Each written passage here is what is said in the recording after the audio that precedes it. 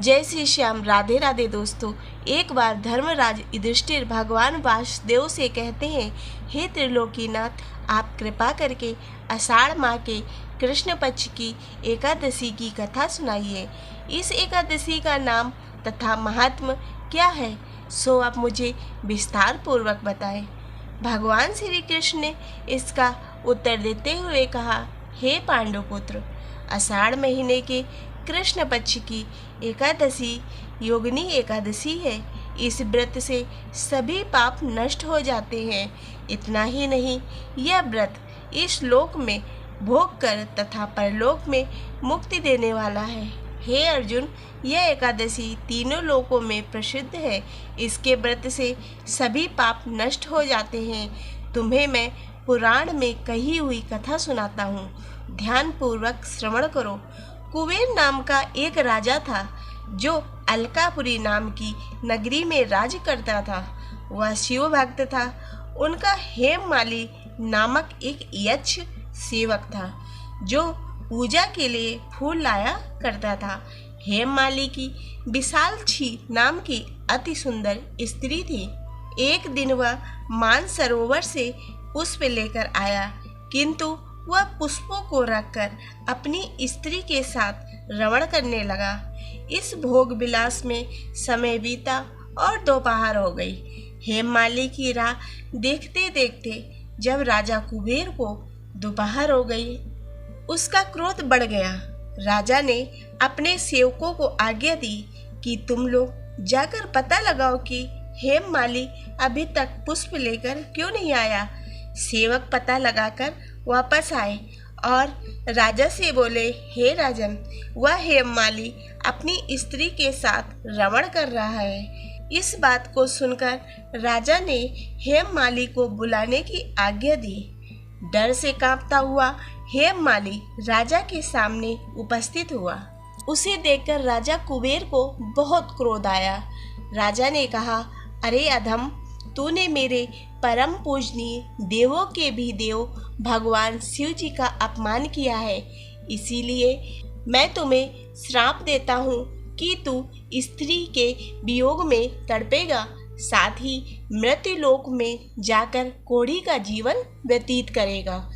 कुबेर के श्राप से वह तत्काल स्वर्ग से पृथ्वी पर आ गिरा और कोढ़ी हो गया। वह अपनी स्त्री से बिछड़ गया। मृत्युलोक में आकर उसने अनेक भयंकर कष्ट भोगे, मगर शिव जी की कृपा से उसकी बुद्धि मलिन न हुई और उसे पूर्व जन्म की सभी सुध रही। अनेक कष्टों को भोगता हुआ तथा अपने पूर्व जन्म के कुकर्मों को याद करता हुआ वह हिमालय पर्वत की तरफ चल पड़ा। चलते चलते वह मार्कंडेय ऋषि के आश्रम में पहुंच गया। वह ऋषि बहुत वृद्ध तपस्वी थे। वह दूसरे ब्रह्मा के समान प्रतीक हो रहे थे और उनका वह आश्रम ब्रह्मा की सभा के समान शोभा दे रहा था। ऋषि को देखकर हेममाली वहां पहुंचा और उन्हें प्रणाम करके उनके चरणों में आ गिरा। हेममाली को देखकर मार्कंडेय ऋषि ने कहा, तूने कौन से निकृष्ट कर्म किए हैं जिससे तू कोढ़ी हुआ और भयानक कष्ट भोग रहा है। ऋषि की बात सुनकर हेममालिनी ने अपनी व्यथा बताई और कहा, हे मुनि श्रेष्ठ, मैं राजा कुबेर का अनुचर था। मेरा नाम हेममाली है। मैं रोजाना मानसरोवर से पुष्प लाकर शिव पूजा के समय कुबेर को दिया करता था, मगर एक दिन पत्नी के सुख में फंस जाने की वजह से मुझे समय का ज्ञान ही नहीं रहा और दोपहर हो गई। तब राजा कुबेर ने मुझे श्राप दिया है कि तू अपनी स्त्री का वियोग झेलेगा और मृत्युलोक में जाकर कोढ़ी बनकर दुख भोगेगा।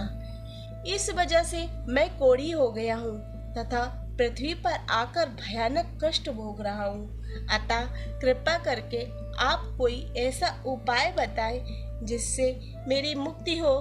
मार्कंडेय ऋषि ने इसके जवाब में कहा, हे हेममाली, तूने मेरे सम्मुख सत्य वचन कहे हैं, इसीलिए मैं तेरे उद्धार के लिए एक व्रत बताता हूँ। यदि तू आषाढ़ माह के कृष्ण पक्ष की योगिनी नामक एकादशी का विधान पूर्वक व्रत करेगा तो तेरे सभी पाप नष्ट हो जाएंगे। महर्षि के वचन सुनकर हेममाली अति प्रसन्न हुआ और उनके वचनों के अनुसार योगिनी एकादशी का विधान पूर्वक व्रत करने लगा। इस व्रत के प्रभाव से अपने पुराने स्वरूप में आ गया और अपनी स्त्री के साथ सुखपूर्वक रहने लगा। भगवान श्री कृष्ण ने कहा, हे राजन, इस योगिनी एकादशी की कथा का फल 88,000 ब्राह्मणों को भोजन कराने के बराबर है। इसके व्रत से सभी पाप नष्ट हो जाते हैं, साथ ही मोक्ष प्राप्त करके जातक स्वर्ग का अधिकारी बनता है। तो दोस्तों, आशा करती हूँ कि आपको ये व्रत कथा पसंद आई होगी। यदि ये पसंद आई हो तो इसे लाइक करें तथा चैनल को सब्सक्राइब करें।